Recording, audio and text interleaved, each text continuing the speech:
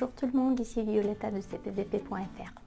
J'entends régulièrement les gens parler du trouble de la personnalité borderline sans savoir forcément de quoi il s'agit. Aujourd'hui, du coup, je vais tenter à vous résumer ce qui implique le trouble de la personnalité est à limite. Ce trouble psychologique est de plus en plus répandu. Irritabilité, anxiété, instabilité affective. Cet état limite se traduit par une difficulté à gérer ses émotions. Ce qui est très important à retenir par rapport à ce trouble, c'est que les personnes souffrant d'un trouble de la personnalité borderline ne sont pas nées borderline. Ce n'est pas encore sûr quant à l'origine de ce trouble. C'est très probablement une combinaison entre inné et acquis, mais ce n'est pas parce que quelqu'un est prédisposé à développer ce trouble qu'il va forcément le développer. Et si il est possible de sortir ou de guérir de ce trouble, et ça, il y a beaucoup de recherches qui le démontrent, ça veut dire qu'on n'est pas né comme ça et que ce n'est pas quelque chose qui fait partie de notre personnalité. Autre point important, et là-dessus je vais insister énormément, c'est que ce qui a été fait peut être défait. Donc à partir du moment où on n'est pas avec un trouble de la personnalité borderline, c'est que quelque part ça s'attrape. Donc il y a eu une fabrication durant la petite enfance. Et oui, les premières années de la vie sont très importantes.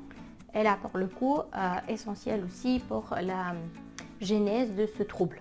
Parce que ce qui se passe, c'est que l'enfant est en train de construire sa personnalité qui se retrouve du coup être entravée par des événements extérieurs. Négligence, manque d'amour, oui, comme vous vous en doutez, ce sont des facteurs qui peuvent conduire au développement d'un trouble de la personnalité borderline.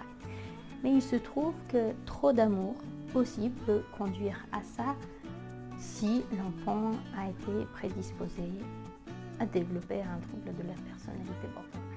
Le trouble borderline est principalement lié à un trouble de l'émotion, donc au niveau émotionnel. Ces gens, ils ont une grande capacité à comprendre les personnes qui les entourent. Par contre, la personne qu'ils comprennent le moins, c'est eux-mêmes. Pour moi, et je suis convaincue là-dessus, le trouble de la personnalité borderline est un trouble de l'émotion et plus particulièrement il s'agit d'une dérégulation émotionnelle. Non pas parce que les borderline, ils ont un fonctionnement qui est propre à eux et différent du reste du monde, mais parce qu'ils n'ont pas eu suffisamment d'éducation émotionnelle durant leur enfance.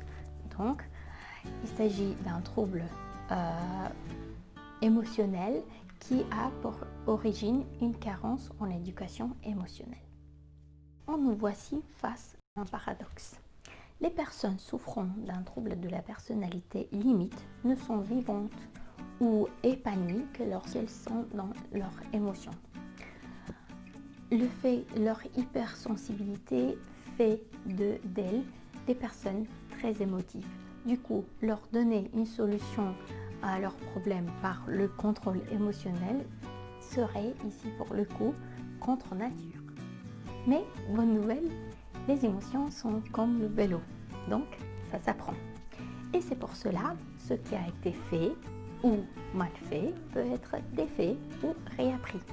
Oui, certes, on est bien d'accord, il est beaucoup plus facile d'apprendre à faire du vélo lorsqu'on a 3 ans que lorsqu'on a 60, mais c'est pas pour autant qu'on ne peut pas le faire.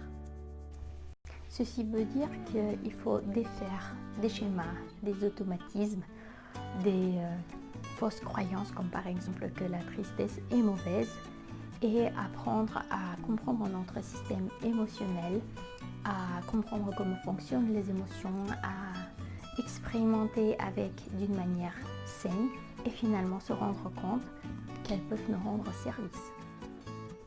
Une particularité en ce qui concerne le trouble de la personnalité limite, c'est le grand besoin d'amour.